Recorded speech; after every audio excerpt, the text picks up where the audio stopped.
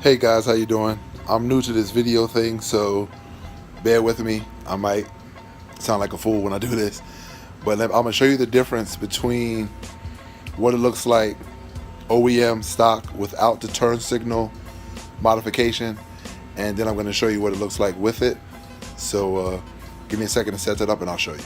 All right, so right here, this is the connector that you're gonna have to take loose that goes to your headlights. As you see right now, it's in there and only has the running light. So I already have mine zip tied together. I just disconnected it to show you. So you'll pull this plug out. You'll take your relay, which you'll get your module here. You'll come in the middle with two of these, one for the left side, one for the right side. And you'll plug this in. It can only go in one way. You'll plug that in into the light bulb. And the part that you took out of the light, see if I can do this with one hand. There we go.